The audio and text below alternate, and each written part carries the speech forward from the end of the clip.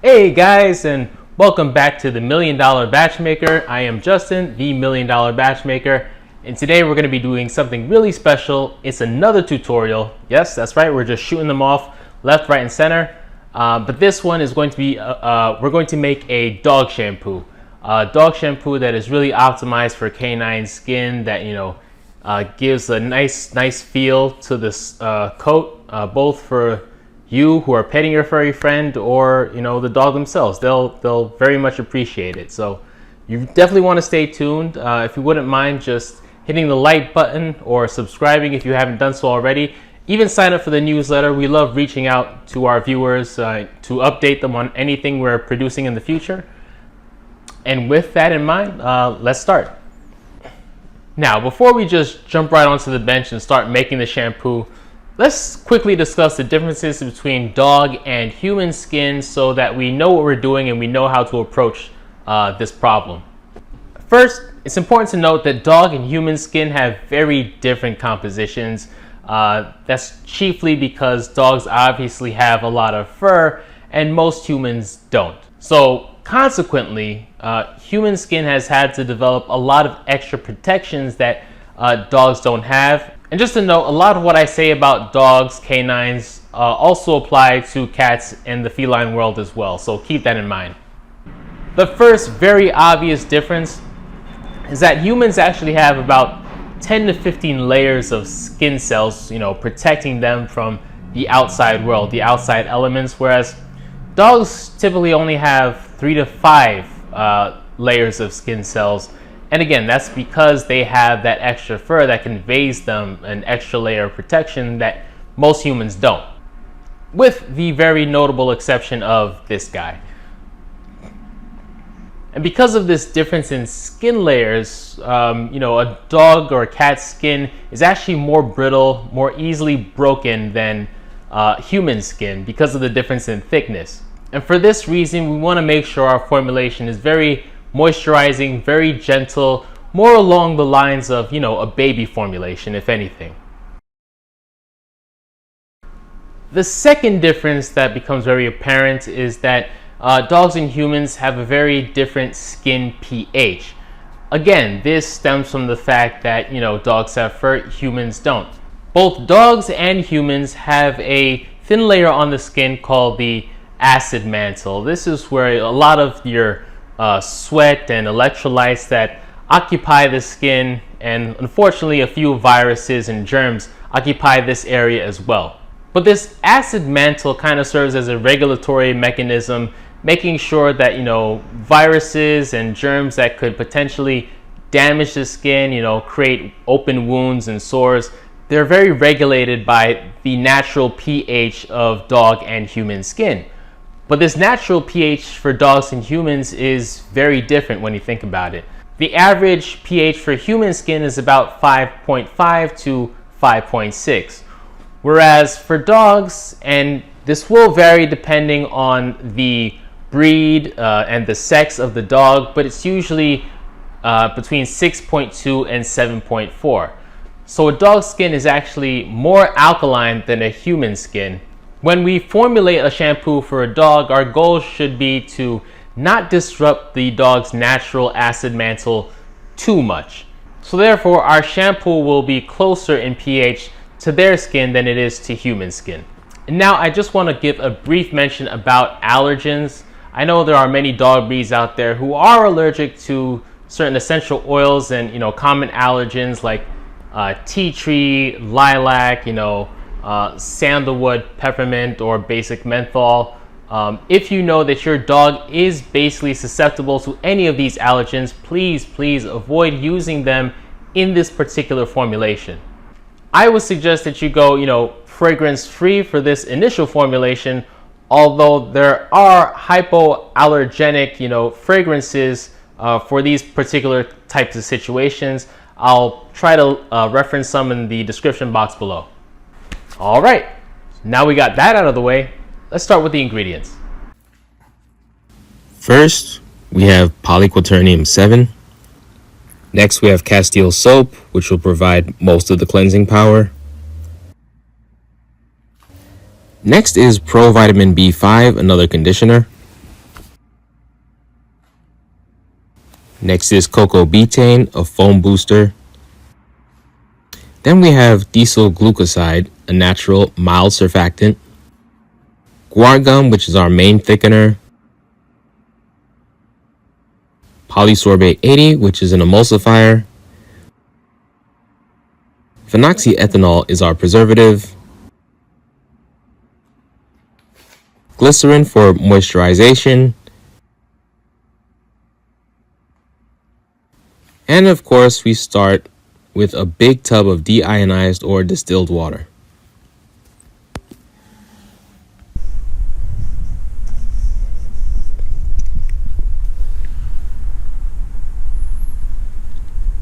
Okay, so first we're starting out with the phase A of our formulation. Here we are hydrating the provitamin B5, the guar gum, and adding glycerin. Let's start with the provitamin B5 just to make sure it goes in.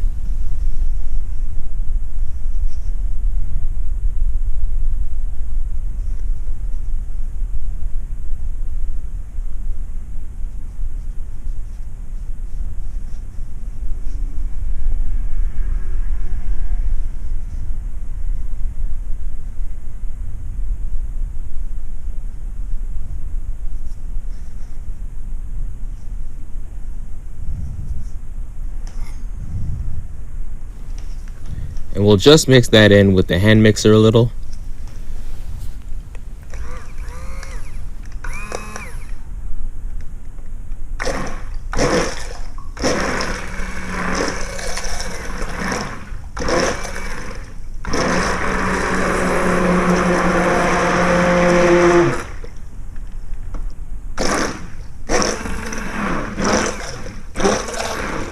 Also at this point in phase A, you can add a pH adjuster like apple cider vinegar or citric acid.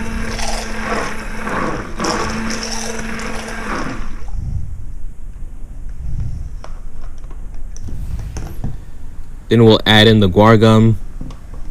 Keep in mind that most gums will work for this application, like xanthan gum or different cellulose gums. But this basically gives the shampoo most of its thickness and body.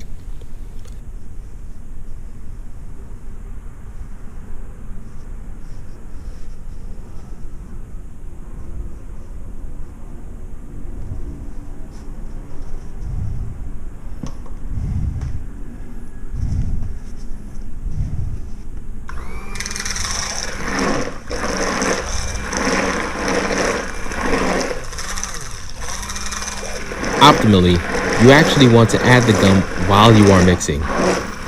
Keep in mind, different gums require different amounts of mixing or even the application of heat.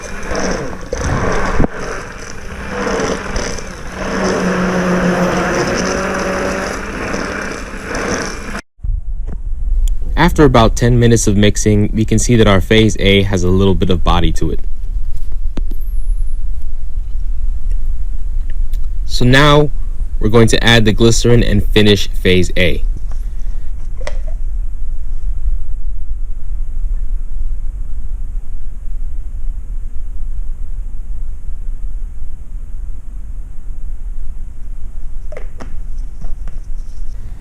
You might notice a little bit of foaming at this point, but that's mostly because of the gum.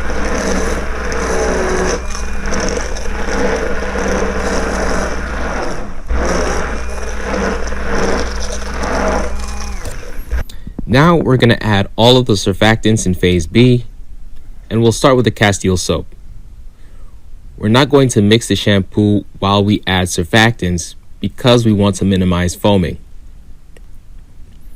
By the way, check out the tutorial on making Castile soap here if you get the chance.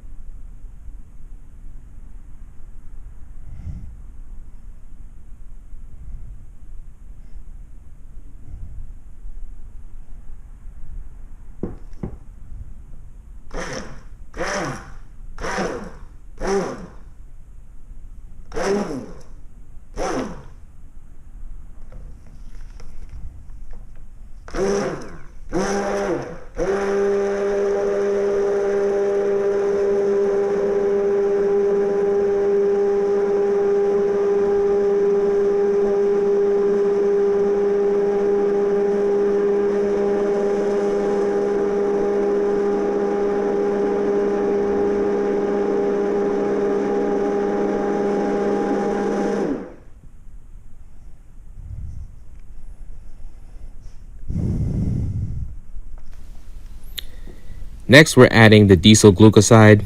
It's a mild surfactant that can actually increase thickness.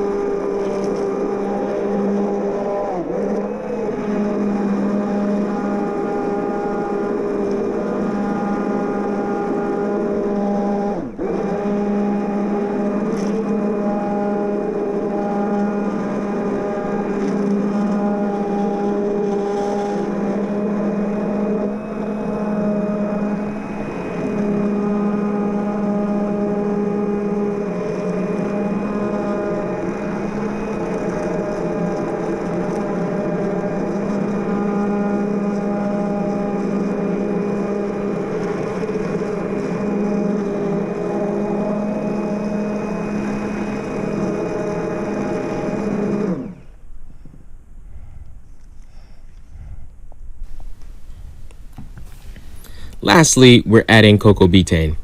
It doesn't have a ton of cleansing power, but it foams like crazy and customers love foam. No, I'm serious. It's been proven that without foaming power, customers really don't like products.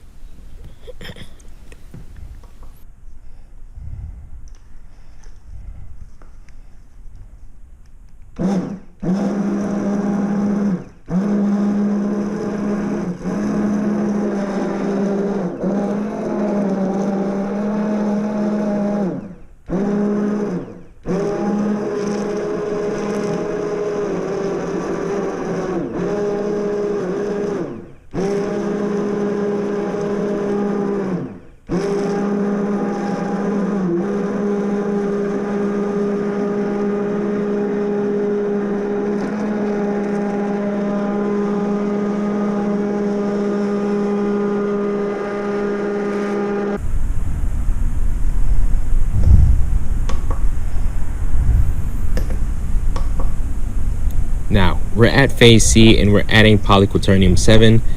As said before, it's a conditioning agent.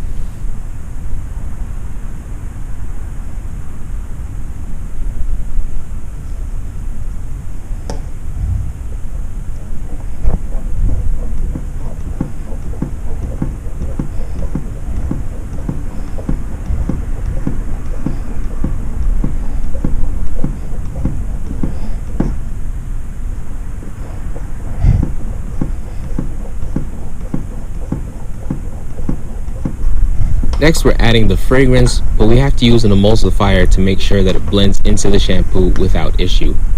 That's why we're using polysorbate 80.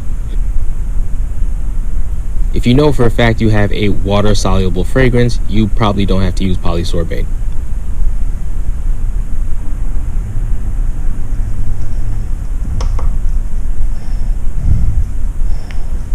We're fragrancing this with a cucumber melon fragrance, and we have to mix the polysorbate with the fragrance before pouring the solution into the shampoo.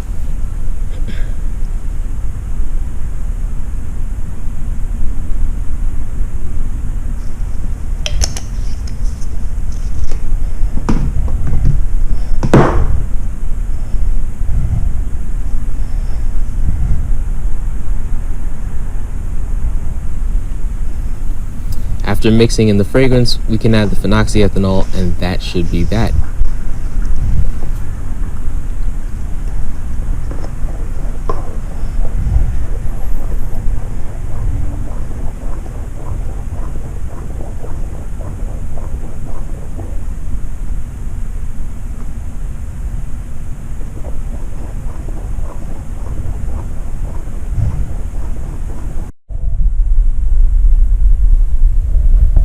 After about an hour, the foaming has subsided and we have the final shampoo ready.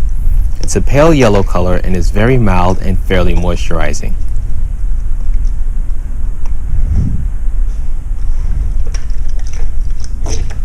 and we can see it foams very well.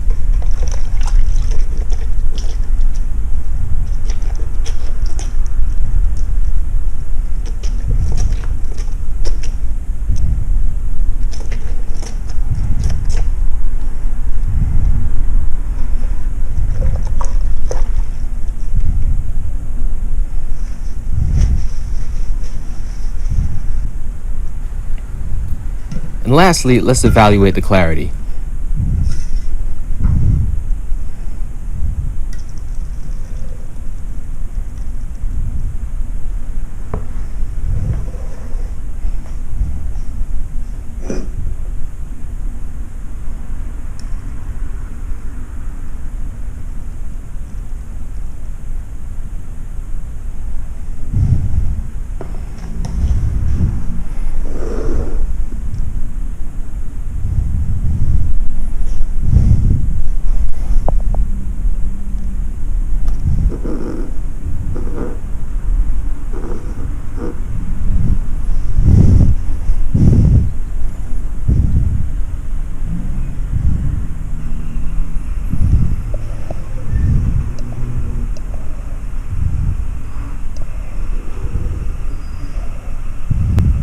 It's fairly clear and the pH is hovering around 8.03, which is at the higher range of a dog's natural pH. But it's not too high. This is fine as it is. If you needed to lower it, you can with the addition citric acid or apple cider vinegar, but for the most part, it's all good.